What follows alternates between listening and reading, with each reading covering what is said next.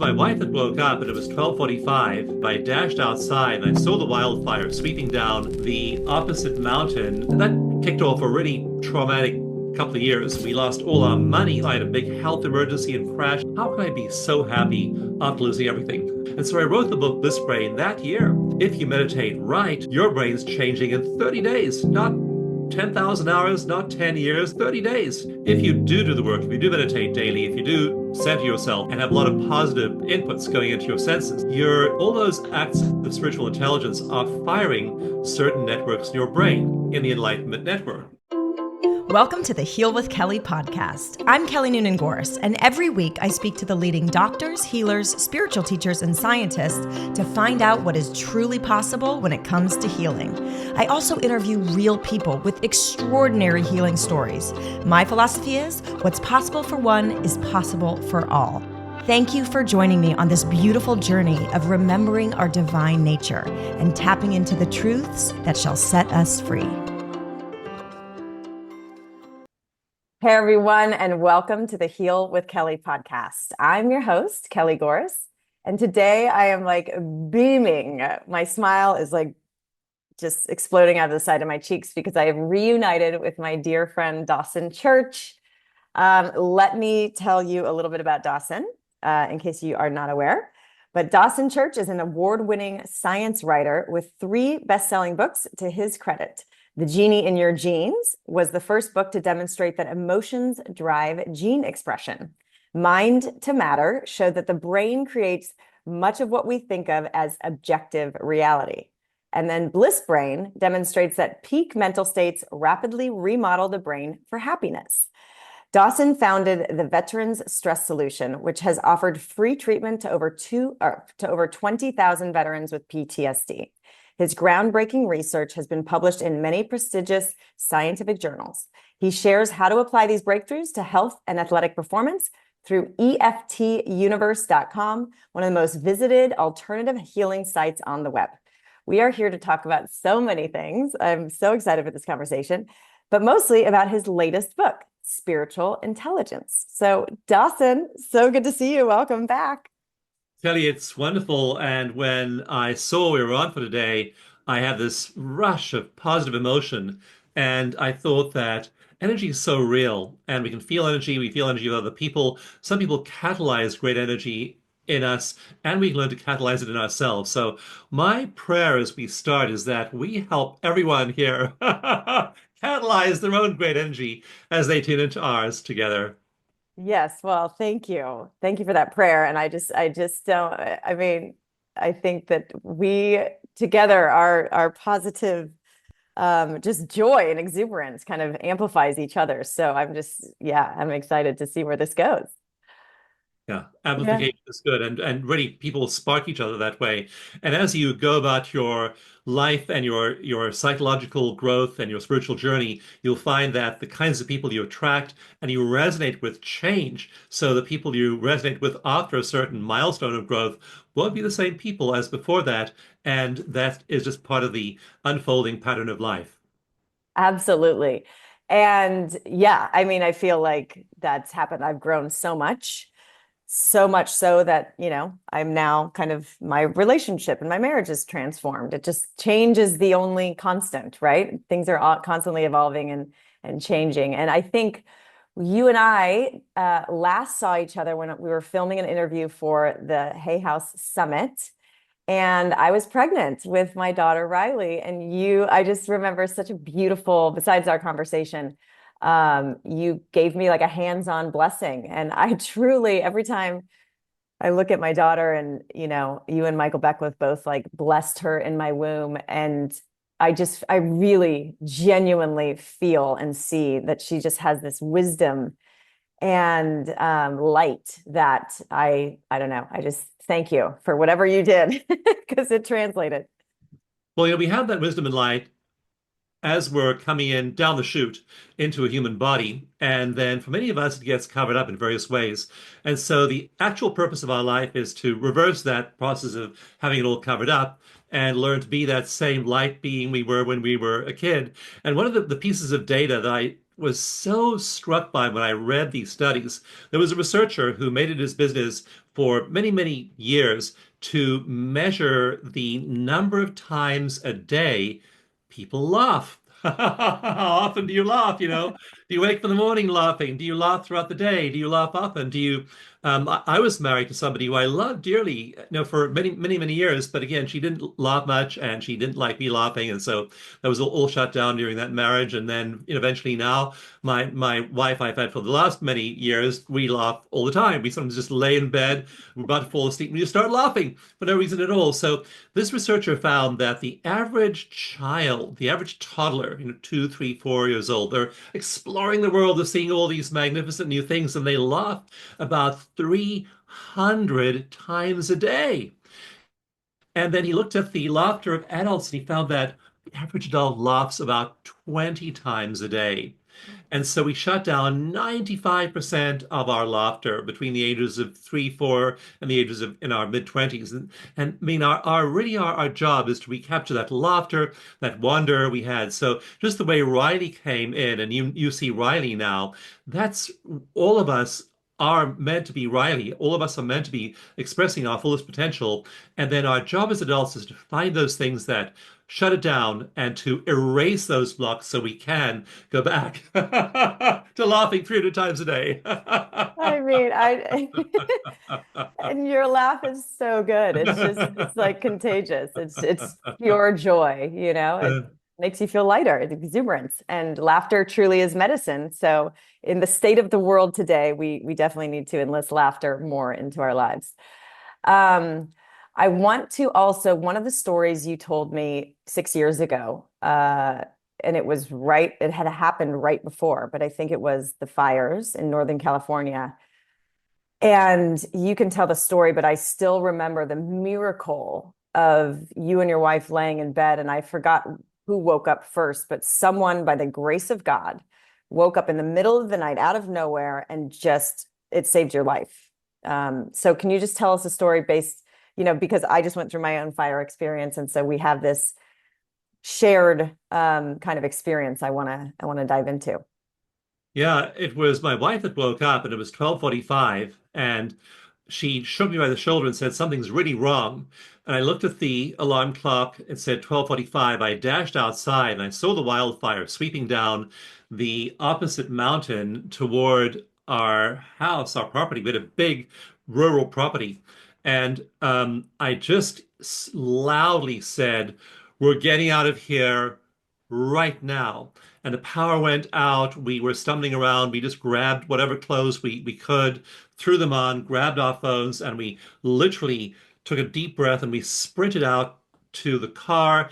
The trees were starting to catch light around us. The winds were just crazy. They were blowing all these cinders and debris straight horizontally across the path in front of us. And we drove out of our long driveway at high speed, just joined the last few cars leaving the area. And it was about 3 miles away before we knew we were out of the worst of it and we felt safe. But we went actually to my ex-wife's house next to make sure she was okay and her husband. And so we went there. The house was empty, but we stood there and we watched the fire, which was now moving quite slowly, crest the ridge near her house. And it was crazy because we saw cars exploding, gas tanks exploding. It was very noisy. I mean, it's like people think a fire is just crackling. It's loud because all of these things are exploding as the flames reach them. And so that kicked off a really traumatic couple of years for us. And I wrote the book Bliss Brain in the year after that because I was meditating, I was tapping, I was using all of the tools I've been teaching for decades, and then they worked. In fact, the week after the fire, let me just think. No, 5 days after the fire, I flew out to keynote a conference in Canada as I was scheduled to do because I thought, well, there's nothing I can do here where everything's burned down. So I just flew out and keynoted the conference, and I could see us in front of these psychologists and all these professional eyeballs staring at me, thinking, what is this guy doing here? Just his house burned down last weekend. Here it's Thursday, and here I was keynoting the conference. But I talked about using tapping, using meditation, grounding yourself, centering yourself. And you realize when you do that, and I realized in the year after that, that I had tools and I had skills that saw me through all those difficult times of my life. The fire was the beginning. We lost all our money the year after as our business tanked. Of course, lost all our possessions. I had a big health emergency and crash. I had to have an operation. And so all of these things happened in the year after. And yet there I was meditating every day and again feeling the grace of the universe underneath it all, and that the world is impermanent, as you were saying earlier. The world is a world of change, and yet the fundamental reality of who we are is unchanging. It's consciousness, and we are at our core consciousness. And when we know we are that, then bad things happen, and it isn't like we aren't affected by them. We're deeply emotionally wounded by all the chaos of the world right now and all the tragedies of life, but we also know, in the words of the Bible, that underneath are the everlasting arms. Yes. So interesting that I didn't know about the financial and the health and everything that tumbled on after that, because I'm going through a separation, and there's other things that are unseen that I'm dealing with. And the fire was obviously a big one. And like you, I feel like I have a lot of tools, a lot of support that kind of prepared me to recover from it quickly. Or maybe you and I need to have a conversation and I need to do some tapping because there's some things I'm not dealing with. I don't know. I feel pretty good. But one thing I want to mention is that, in the Palisades and the Altadena fires of recent history, mostly it was just structures that were burned. Some lives were lost, but not many. And I just, when you tell your story and like your neighbors, there you had neighbors that couldn't get out. 5,000 structures were burned, and so many people died because it came in the middle of the night. So that's a whole nother layer of trauma that our community, who's very traumatized, didn't have to deal with. So I don't know if you want to speak to that a little bit. Yeah, yeah, the deaths were so tragic because, like, for example, people went into their garage to drive their car out, and the power was out, and they didn't know how to raise their garage doors, and they died in their garages. Or they went back for things like one woman and her son were both leaving. They both jumped in their cars, which were outside. She jumped in her car, he jumped in his car, and she then yelled out to him, "I'm gonna run inside and grab the dog." And they found her and the dog's bodies entwined in the ashes later on. So people went back for artwork, they went back for heirlooms, they went back for pets, they went back for possessions, and they died. And also the fire was moving at the speed, the length of a football field every 3 seconds. This is a very, very fast moving fire. So if you didn't get out of there really fast, you were consumed by it. It was so hot that in my workshop now, I have a big puddle of congealed aluminum. It's just like this big aluminum mass laying on my workbench. And people say, "What is that?" And I said, "That used to be the wheel, the aluminum wheel of a classic 1972 Jensen Healey sports car."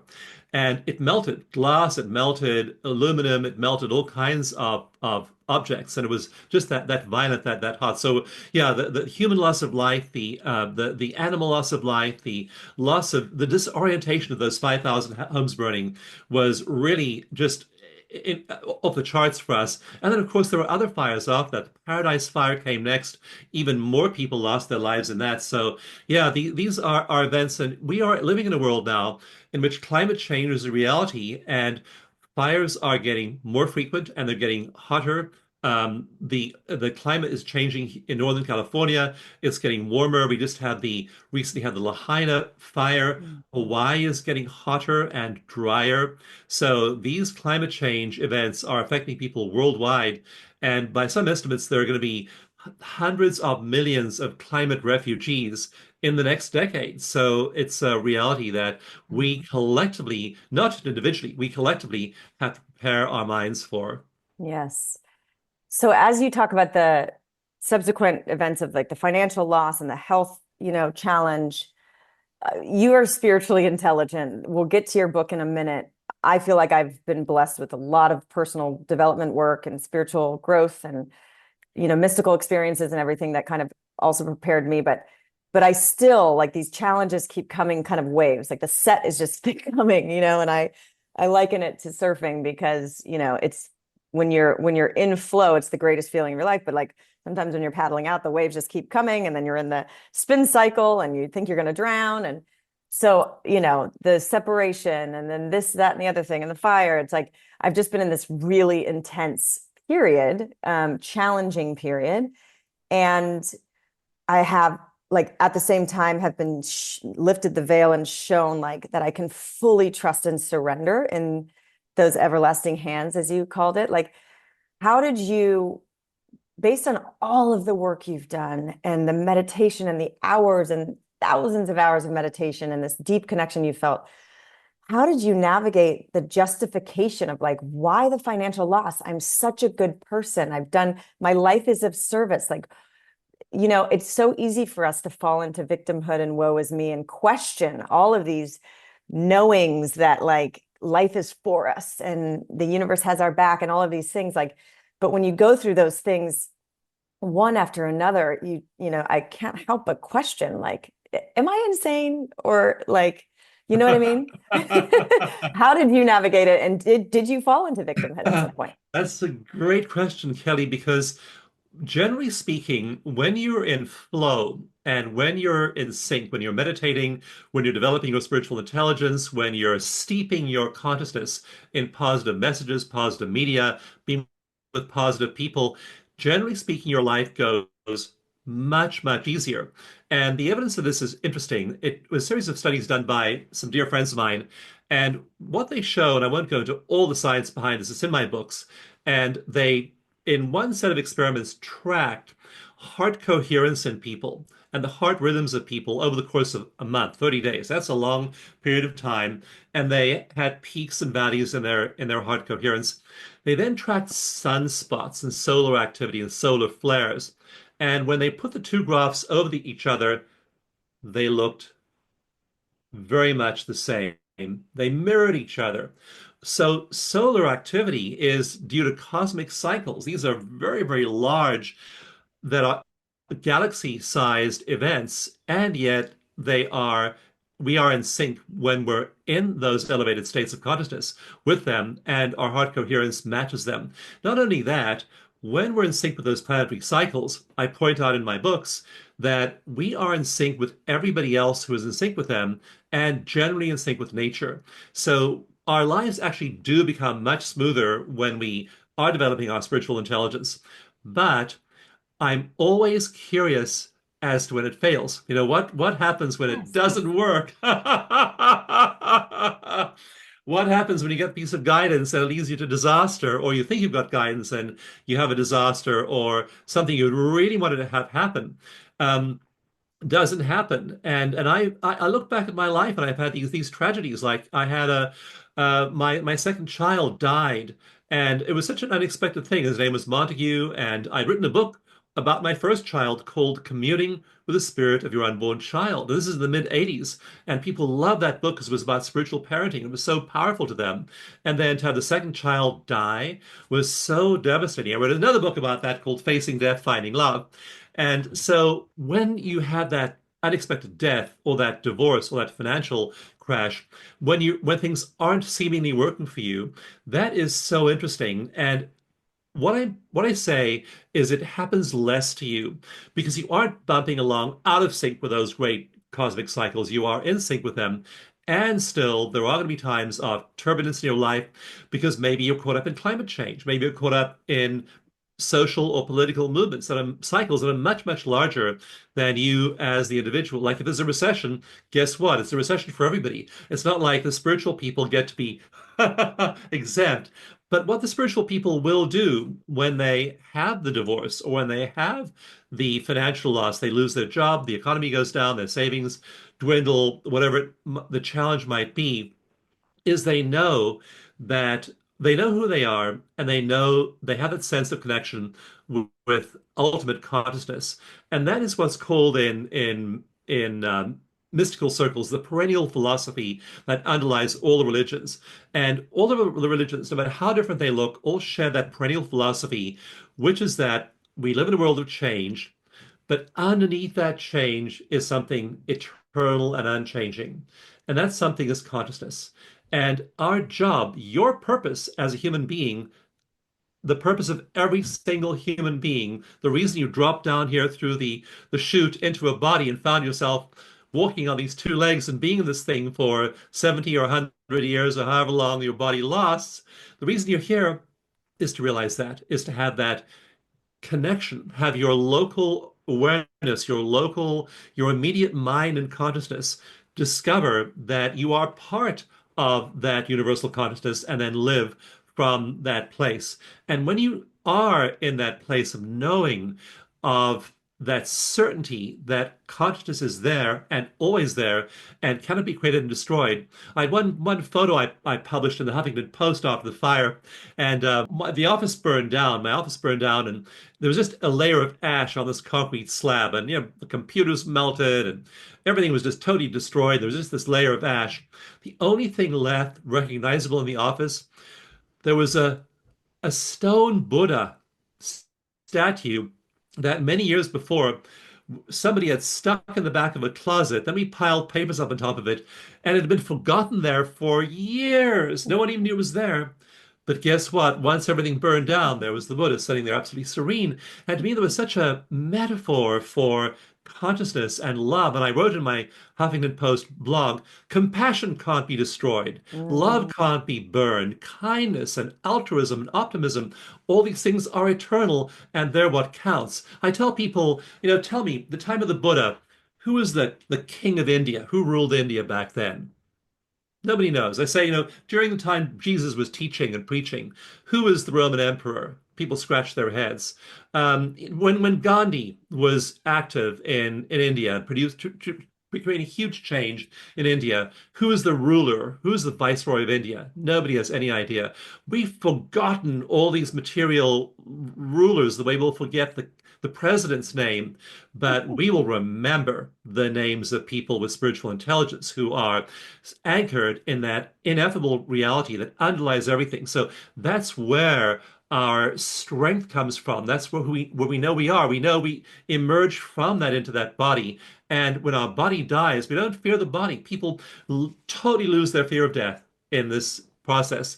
They know that when the body dies, they merge, their local awareness merges again with that non-local consciousness. So that's what gives you strength to meet. So you generally your life is going to work a lot smoother if you're in sync with those sunspots. But the times when it doesn't, times to grow and remember that truth that under the world of change is this underlying reality of consciousness. It's full of optimism, love, kindness, and all of these positive emotions. It's absolutely always there for you, even when things are falling apart on the outer level. Mm.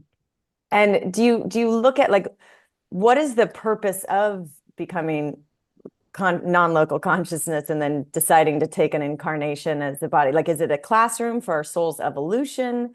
Because as I'm, navigating the sets and the challenges, obviously I'm on this like, constant path of growth. And now I feel like I'm on like this fast track, like just like poo, poo. And it's just making me surrender and let go of my ideas and attachment of how I think things should be. It's helping me really, the financial thing, like helping me really just be in the present and trust and not stress or hoard, like just it's so there are all these lessons to learn. And in the lack of challenges, we're not really learning or growing, right? I think that we do learn and grow as human consciousness, but and I talk to a lot of other mystics about this, when we move into oneness, those non-dual states, we're one with the all that is. And this is true, like I talked to a Christian mystic recently, I talked to a Buddhist mystic recently, I talked to a Hindu mystic, and whatever their religion or their upbringing, we all, in those mystical states, are experiencing the very same thing. And what we find there is pure consciousness. And the part that's learning and evolving is our local human consciousness. And how it's evolving is it's waking up to the fact that there is this dimension of ultimate consciousness. And so we learn and we grow and we surrender and we become one with that ultimate consciousness. That's where the learning and the growth is. It's in our local awareness, our local mind, and we become more spiritually mature after a while. That ultimate consciousness, that's unchanging. It was there at the beginning of the universe and before. It'll be there after the universe ends. It just is. It simply is the ground of being. And paradoxically, when you are a mystic and you enter that state of union with it, one of the funny things you find, Kelly, is that it just is. It simply is pure being. It actually has no intentions. It's not trying to make us better, not trying to make the world better. It's not trying to change anything. It simply is. And the paradox is that the world does change. We do get better. Things get a lot easier in our lives when we're one with it, not because it's trying to make us grow or change or teach us lessons, but because we're coming into alignment with this underlying structure of being that actually is the nature of the universe. And we're not bumping up against it. We aren't putting our own desires and addictions and preferences and fancies and conditioning in its way anymore. That's why things generally get easier. But it isn't trying to make us improve. It isn't trying to make us, get off the wheel of samsara, as the Buddhists say. It just is. And that's the beauty of it. You tune into it, it simply is. It is an agenderless consciousness. It's a state of being. And when we are meditating, when we're in that place of oneness with it, we simply relax into that expansive wholeness and we experience it. It's an experience and it utterly shifts our local awareness. So it's not trying to change us, and yet we change profoundly as we surrender to it. So, spiritual intelligence, what is it? And why do you think you were inspired to write this book now? After the fire, that was in 2017, and after the fire, I wound up, we lived in a rented house. We had all this hand-me-down furniture. We just had all these other losses. It didn't look great for us back then. And yet I would meditate every morning. And I have photographs my wife took of me. And there I'm sitting absolutely stoned with bliss, sitting there with a huge grin on my face, just in this elevated state of consciousness. And I'm grounded still, but I'm also in these elevated states. And I began to think to myself, how can I be so happy after losing everything? In fact, I remember being in a meeting with my team members, and one of the women who I worked with for a few years said to me, Dawson, this company is going down the tubes. We're falling apart. We can't make payroll. How can you be in this blissful state? Do you fail to recognize how serious the situation is? And so it looks crazy to people when you are in those elevated states. And so I wrote the book Bliss Brain that year to try and explain what anandamide does, what serotonin and dopamine do, what's going on in the brains of meditators and these exquisitely pleasurable neurochemicals your brain releases. And while I was writing the book, I was playing around with those states and I began to think about this whole topic of spiritual intelligence. And so I began to write about these experiences of the mystics. I wanted to really give an empirical overview of what mystics experience because before we thought, oh, it's a mystical experience, you can't describe it. Now we can. In fact, I developed a scale with Andrew Newberg, who wrote the book How Enlightenment Changes Your Brain. It's called the Transcendent Experiences Scale, and we measure your transcendence. We stick you in a meditation workshop and we say, oh, you were 54 before the workshop, now you're 65. What are you going to Oh, be like in a year? So we're measuring these states. We're hooking people up to EEGs and we're measuring what's going on in their brainwaves. We're hooking them up to, we're putting them into MRIs. We're measuring what goes on in their brains. So this is really interesting. And we're finding the brains of people are changing. So I had to actually rewrite the book. I had to throw out about half the manuscript because the evidence began to flow in from neuroscience, MRI studies especially, showing that the brains of people with spiritual intelligence are changing, first of all, quickly. I did one randomized controlled trial with some colleagues at Bond University, and we had people use eco meditation, very, very simple 7-step meditation. It's been free on the web for many, many years, eco meditation for a month. And we did MRIs before and after. We found that with meditation novices, In 30 days, we found structural changes in the brain.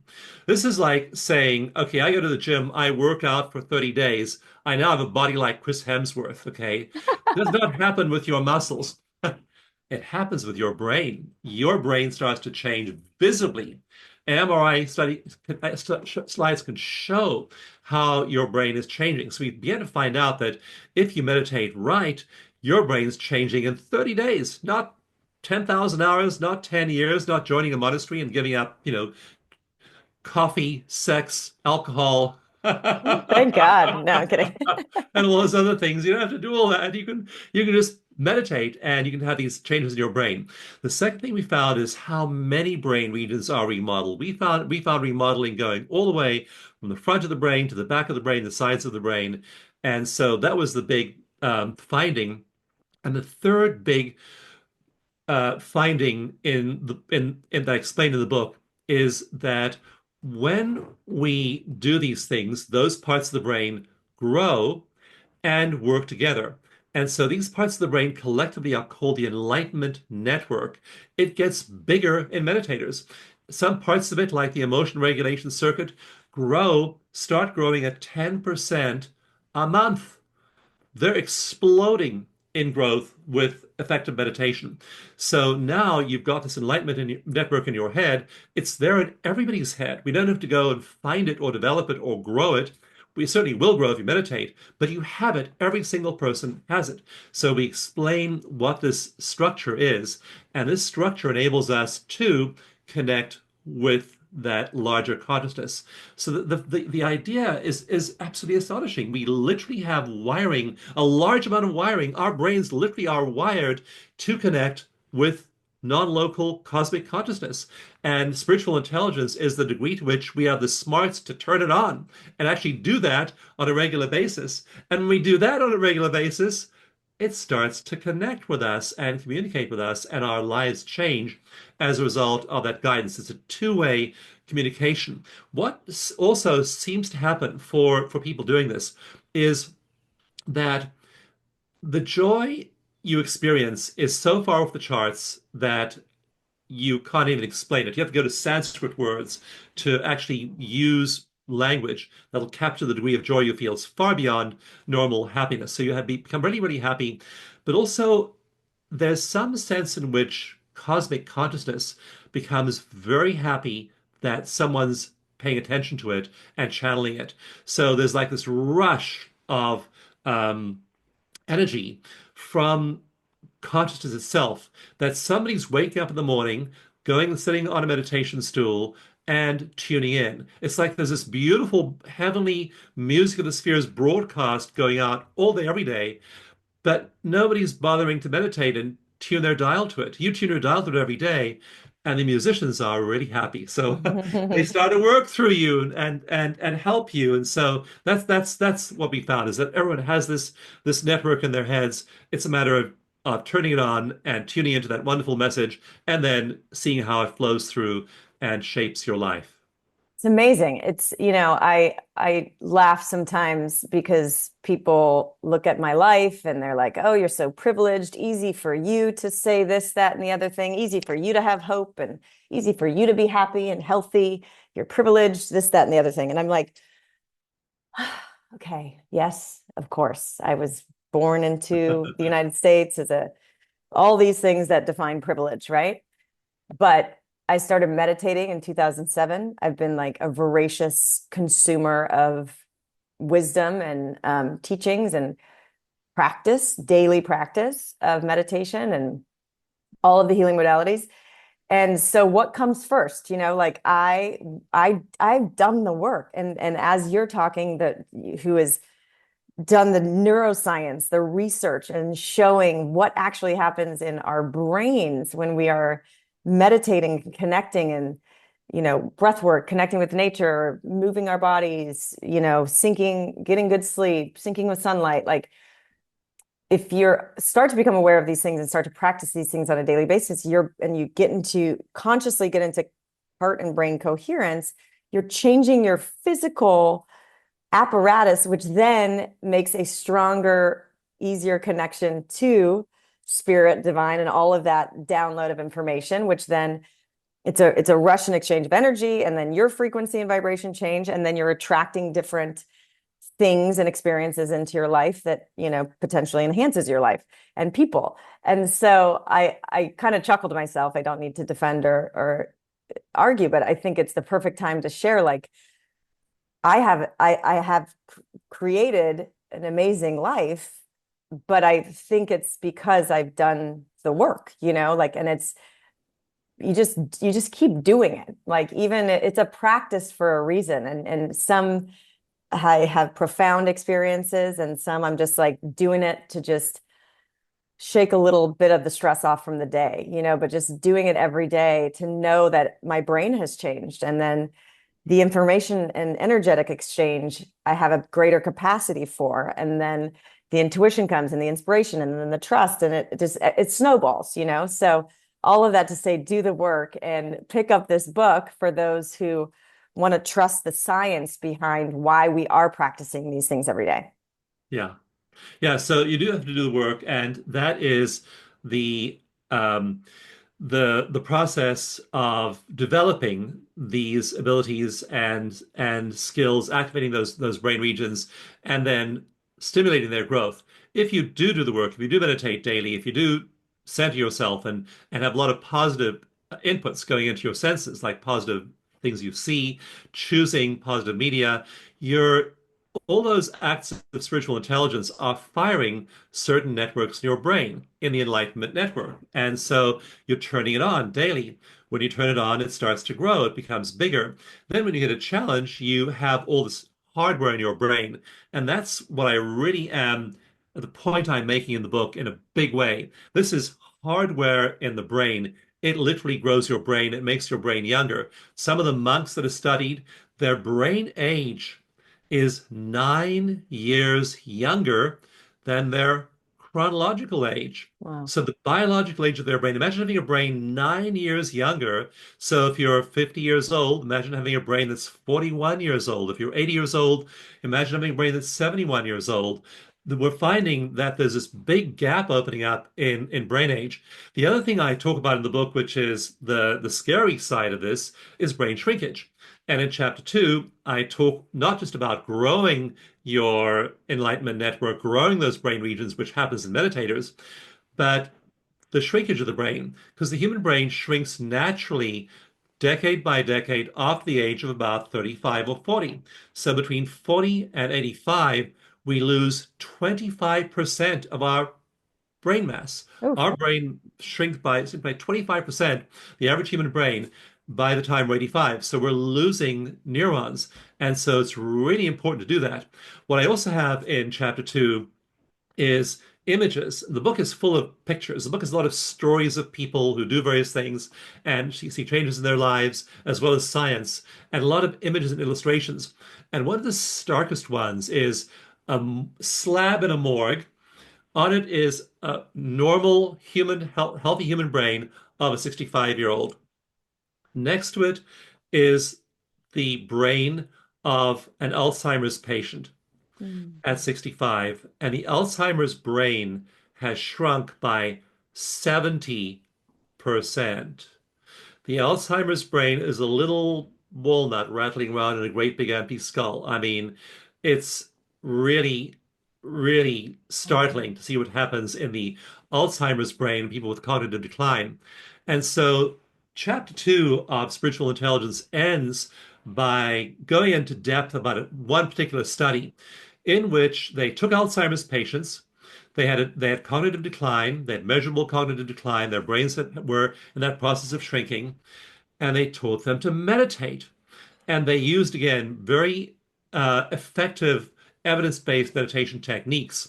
And so they were giving them an effective meditation, and they had them do that for 6 months, half an hour every day. And they found what they were hoping to find was that their cognitive decline would slow down, maybe their brain would stop shrinking so much.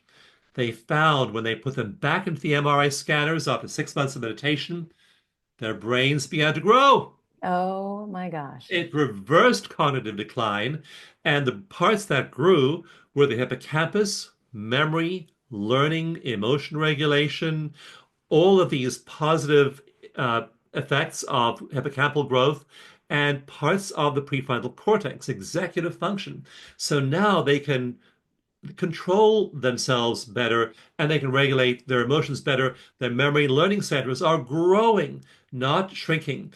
Two parts of the brain did shrink. Their brains kept shrinking. The stress centers began, the amygdala kept on shrinking, just like it does in meditators. The amygdala in meditators atrophies after a few years because you aren't sending all of those stress signals through. So Mhm. the brains of people change after a while. And so that's the other big benefit here is you're protecting yourself against Alzheimer's, dementia, and cognitive decline by using an effective meditation method. And you do that and you're going to preserve your brain health long term. This is amazing, first of all, because I'm like piecing together kind of a strategy and a formula for a family member to stay cognitively robust. And so all this information is coming in like different forms, and this is another one. So when you say evidence-based meditation, I know there's people listening going, where can I find that? And just have their parents or their aunt and their uncle, their grandparents start to listen to that every day for the foreseeable future, 30 minutes. So where can we find that meditation, or what type of meditation would yield these same results? Yeah, so in Bliss Brain, my earlier book, I looked at all the MRI research on meditation to parse out which forms of meditation were most effective. And there are just some clear winners and there's some clear losers. The clear losers Right. are all the trappings, like the saffron robes and the prayer beads and the rosary and all that stuff. I'm sorry, Catholic people. I'm sorry, Buddhists who have their malas and are counting their 108 prayer beads. Funny. It is, it's like the icing on the cake. You can ice your cake, but that's not the part that's going to taste good. So the stuff that really works is physiological. It's body based. And so that's why I built eco meditation.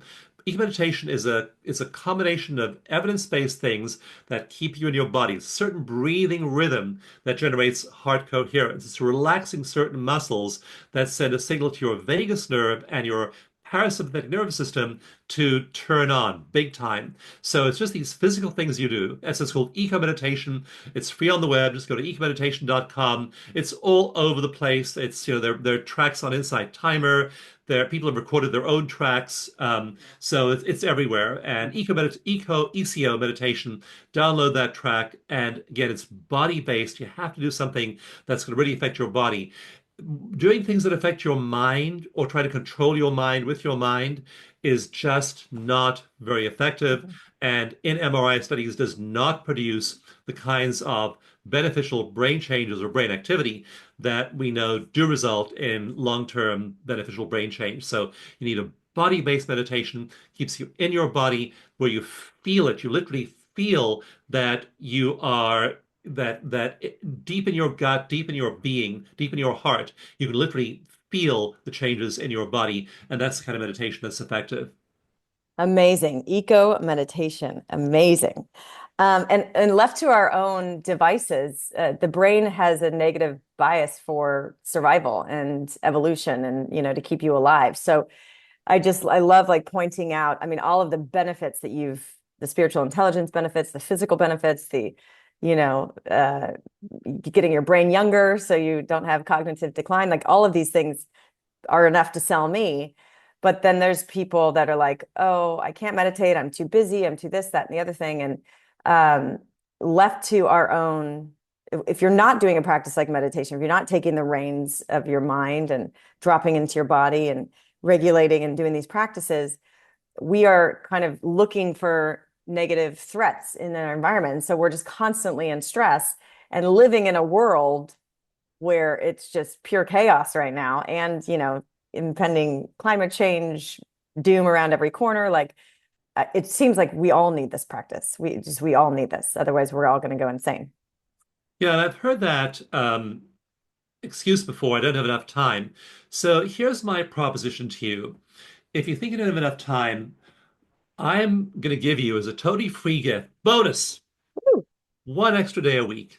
You're going to get 8 days in your week. In fact, you're going to get one extra day either for your weekend or you're going to get for your for your work week. You can pick which one you apply to, but it's an eighth day of the week. Okay, you can get this, and you get this in 30 days. And here's how you get it.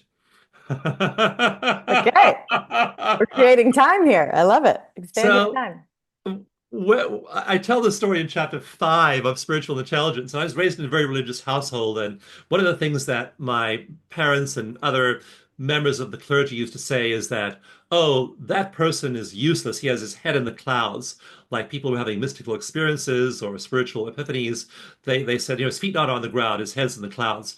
So I'd done a lot of research, and we'd shown that, with eco meditation and with tapping and stuff, we can get people's heads in the clouds. Very, very nice. They feel wonderful. But it occurred to me, what's going on then with their productivity at work and at home? So I did a study to find out. Being a researcher, that's what you do. You go to quantify that. I thought, well, are they becoming so disembodied and so in love with those elevated states of consciousness, they're not being very effective in their workplaces. So we measured that. And we found that in 21 days, 3 weeks, their productivity at work and home improved by 20%. When we followed them for 6 months, their productivity was up 26%. Okay. Mhm. That's doing eco meditation for 21 days. That's the extra day a week. So if people say to me now, I don't have time to meditate that half hour a day, I say, you don't have time not to meditate and give yourself that extra day. That study was conclusive, and there are plenty of other studies showing that it actually makes people more productive. Their feet are more on the ground, they're more creative, they're more resilient, and they have far greater intellectual and emotional resources than they otherwise would have.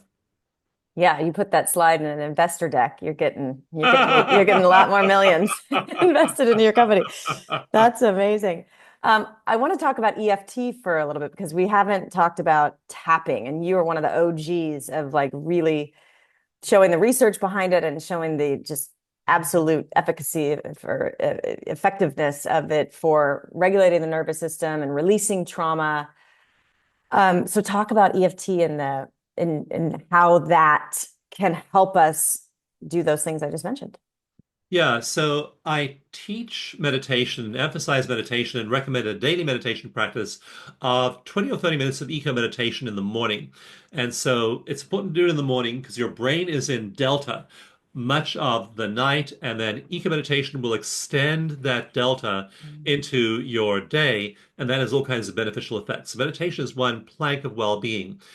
The problem is you finish your meditation, you get to work, and stuff happens. So maybe on the way to work, or maybe with your kids in school, or maybe with your partner, or maybe with your clients, things happen. And that disturbs our inner peace. What do you do there? When you use EFT. And so EFT is a very simple acupressure-based method where you tap on a series of 13 acupressure points. It takes only a minute or two to do, and you rapidly regulate your stress system. One of the characteristics of the way our brains work is if our stress rises, it suppresses the Enlightenment Network. When we meditate and turn on the Enlightenment Network, it downregulates our stress response. But you can't have both like this or like this. One is always up and one is always down. So you want to learn to regulate your stress. And when we hook people up to EEGs and get them stressed, we'll say, think about a bad event from your childhood, think about a traumatic event from your current life. We find that the emotional brain gets all lit up. And you can see this on an EEG immediately. It happens in a second when you think of a negative event. They then begin to tap on these acupressure points, and we watch the screen sometimes in amazement. Someone's dealing, for example, one woman was dealing with a car crash that had happened 25 years ago, and she's so incredibly triggered still, reliving the horror of the car crash. And so her emotional brain gets all lit up. She starts to tap, and you just watch all of that stress going away. it's no longer there after 2 minutes of tapping on the car crash. We also led her through a process. Talk about the people who were killed in the car crash, talk about the blood, talk about the sights and smells. We led her through this whole elaborate process after that. And she again had a rise in stress, but then a lowering of it. And once we're done, when you work with an EFT practitioner, they'll guide you through the process and you're down to a zero for all these emotional parts of the event. Then we hooked her up 6 months later, had her tell the story of the car crash, and it's just a story. There's no activation of her emotional brain. So that's what you want to have happen. You want to take all these early childhood memories, all these traumas, all these upsets, tap, and then you remember it like I'm telling you about the fire. But you notice when I talked about the fire, it was just a story. Mm. It wasn't like I'm sweating, I'm not stuttering, I'm not getting red in the face, my shoulders aren't getting all tense, my body isn't armoring itself in stress. None of that's happening. Did it happen? Yes. Was it terrible? Yes. Am I through it? Yes. Do I recognize it's the past? Yes. For people who are in trauma, their emotional brain is acting like it's the present, like the car crash or the fire is happening right now, and they're hanging on to this inappropriate stress, often decades later. You want to get a practitioner or do it yourself, work on these issues, release all of that to where it's just a story. It happened to me.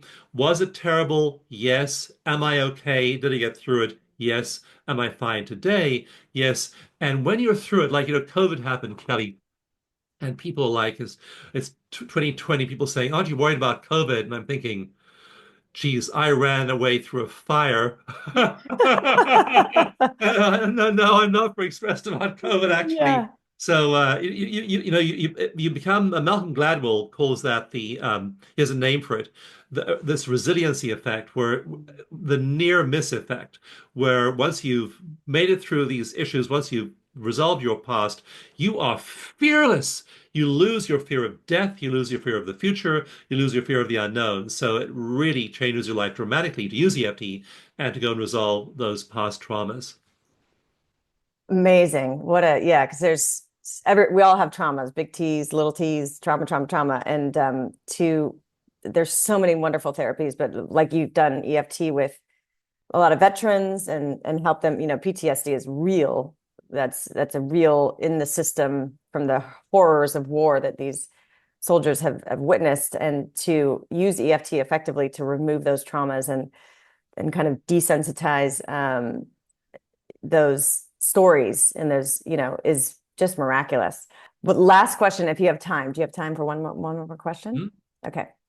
So in everything that you're teaching in this interview, in this book, it's dropping from the head into the body, into the heart. It just feels, even though we're talking about the brain and the benefits of meditation and all of these things, what I'm finding is this, you're talking about this body meditation is what has these effects.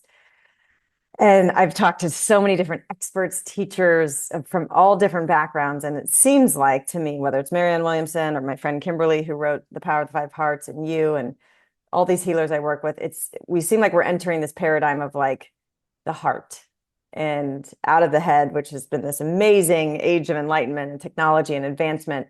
But now it's skewing to a little bit, kind of extreme.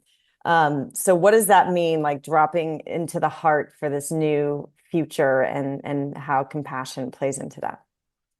Well, compassion in those MRI studies turned out to be the number one factor producing rapid brain change. And there were other factors as well, but the number one factor producing rapid positive neural remodeling was compassion. And we are living in an age of compassion. Now, to those of you watching the news, they say, Dawson, you say we're living in an age of compassion. Haven't you looked at the headlines lately? There are all of these horrible things going on, people doing horrible things to each other and to the world, and messing with the environment and messing with money and messing with human life. And we're living in an age of compassion. Are you just totally lost out there in cosmic consciousness? And have you failed to realize what's going on around you? And what we do in science, which is so useful, is we zoom out. We zoom out from the headlines of the day to the big picture. And there are so many pieces of evidence that we're entering this age of compassion, age of the heart. And I liken it in the book, in Spiritual Intelligence, in the book, to looking at a thread on a blanket, and you see this red thread on the blanket, and you might conclude if you all you do is look at the thread, the whole blanket's red. But actually, the blanket may have 75 different colors to it, and only one of those is red, and you can see that looking at the whole blanket. But if you're looking only at the red thread, you think the whole blanket's red. Same thing with the news. If we look only at the small picture, what's happening now, this day, this month, this year, this decade, we're missing the big picture. And the big picture is that human beings and many indicators in the world are actually really improving, especially when it comes to compassion. And the examples I use are things like the abolition of slavery, which for millennia was unquestioned. For millennia, we held slaves. The Greeks and the Romans held slaves. The ancient Arabs held slaves. And ancient Africans supplied slaves to the slave trading ships. And so slavery's been unquestioned all these years. Suddenly, in about a century from 1800 to 1900, we just changed our collective minds and there was no more slavery. Women have been suppressed. They were the property of men in virtually all societies globally for millennia. Suddenly, we gave women the vote. New Zealand was the first in 1893. Other countries followed suit by the 1930s. Women had the vote everywhere. So in 50 years, suddenly we changed our minds about a practice of suppressing the potential of half the human race. We changed our collective minds, and men had to give it away. And for slavery, slaveholders had to give away their power. So we find these big, big shifts in compassion happening over those periods of time. Nowadays, today, we find evidence of compassion happening not in 100 years, in 5 years, 10 years. And I point to examples like gay marriage, legalization of marijuana, assisted suicide. And in chapter 6 of Spiritual Intelligence, I actually listed them all. I had a lot of fun doing this. Mm. All the things that are happening, that are changing in the space of a few years radically, that have been that way for thousands or tens of thousands of years. And I list them alphabetically in a couple of pages here. Assisted suicide, animal rights. I mean, when California passed the California Safe Eggs Act in 2008, we were ridiculed by the rest of the world. Rights for chickens, really? Now that movement is spreading globally. Bullying. When I was a kid, 70 years ago, when I was a kid, you just sucked it up and you tried to Mhm. hide from the bullies. Now bullying is not tolerated, and that's spreading worldwide. Child protective services. When I was growing up, if you had heard screams coming from the house next door, your parents said, mind your own business. Civil rights, clean air access, clean water access, the death penalty. When I was growing up, the death penalty was in use all over the world. Now the death penalty is rare. Disability accommodations, domestic violence shelters. There weren't any when I was growing up. There was no safe place a woman who was being beaten by her husband could go. Now that's changed. Drug legalization, equal pay. I mean, I'm only on the E's. There are all these evidences of very, very rapid compassionate changes in society. And when there are blips on the horizon, when there are these administrations in the U.S. or you see the rise of dictators in other countries, and we say, oh, look at Bolsonaro in Brazil, look at Duterte in the Philippines, look at Putin in Russia, look at all the. I mean, you can point to counter trend people, but the great vast sweep of history is all pointing us toward compassion. And newer studies show the brains of human beings are actually changing on a mass scale in ways that suggest greater compassion as well. So we are moving into a time of the heart. Our whole society is changing that way. And I will just guarantee you, when you look at the big picture, the science-based, evidence-based global facts, you're seeing this improvement in all of these indicators of human well-being. Again, you don't see them when you look at the red thread of if it bleeds, it leads on the news today. But you zoom out to the blanket of the world, and oh my goodness, Mm. we've all kinds of issues. So I end the book that way. I show you photographs from NASA looking at forest cover from space. which shows that in the last 25 years, forest cover has increased to the point of we have added a second Amazon rainforest to the planet because of reforestation. Woo! So there are all these evidences of well-being. Do you read about them in the news? Forget about it. No, But look at that's the not science. bleeding. Yeah. It's compelling. Well, thank you for that. And I will just say that everybody who has a passion, whether it's climate change or sex trafficking or whatever drives you in service in this world, and if you have, but then you maybe think that little old you can't affect a change. It's like just everything that Dawson, you just said, it's so inspiring. And also pick up spiritual intelligence and start doing the practice because we need you passionate activists, but we also need you 20 to 26% more productive if we're going to change these things.